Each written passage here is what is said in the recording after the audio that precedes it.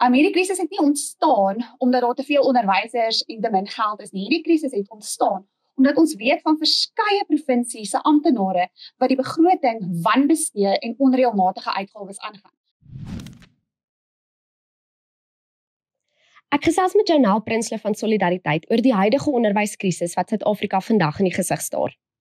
Janelle, ons hoor dat daar sopas 'n paar miljarde ekstra tot die onderwysstelsel bygevoeg is, juis om onderwysers aan hulle poste te hou, maar dit los nie eintlik die probleem op nie. Brei vir ons bietjie uit daaroor.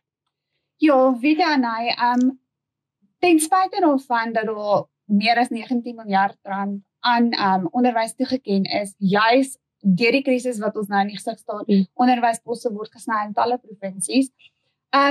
Wonder ons of dit werklik op die langtermyn die krisis gaan oplos. Hierdie krisis het nie ontstaan omdat daar te veel onderwysers en te min geld is nie. Hierdie krisis het ontstaan omdat ons weet van verskeie provinsies se amptenare wat die begroting wanbestee en onreëlmatige uitgawes aangaan.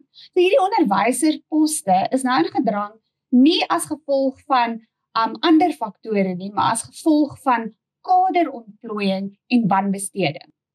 So op die ou einde sit ons nou met 'n klomp gehalte onderwysers wat van hulle roeping ontneem is en skoolkinders sit met die gebakte pere.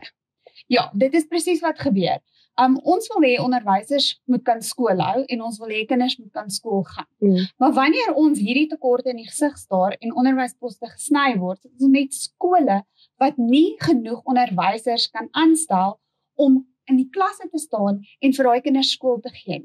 So jy sit met 'n klomp onderwysers wat by die huis moet wees, of by die huis gaan sit, omdat hulle nie kan skool hou nie, omdat die staat nie geld het om hulle te betaal nie, en dan sit ons met 'n aantal kinders wat nie kwaliteit onderrig gaan ontvang nie, en dis nie voldoende kan leer nie. Solidariteit werk elke liewe dag met onderwysers wat in hierdie bootjie sit. Wat sê julle vir hulle? Wel, ons is tans gewikkel in hierdie stryd. Ons is aktief besig in spesifieke provinsies waar ons deel is van sake juis om hierdie te beveg.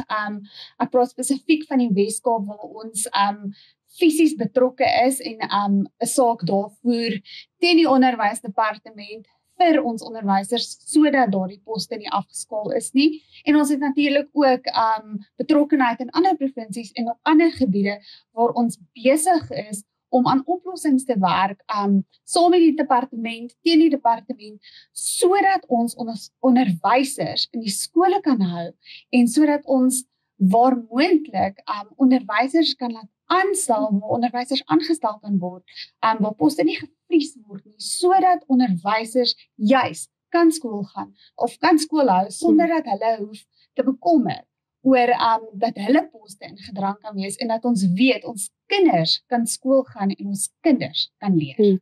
Ek dink ons elkeen het 'n storie van 'n merkwaardige onderwyser wat 'n verskil in ons lewens gemaak het en juis met hulle in gedagte kan ek en jy getuig en sê dat dit so belangrik is om 'n oplossing hiervoor te kry.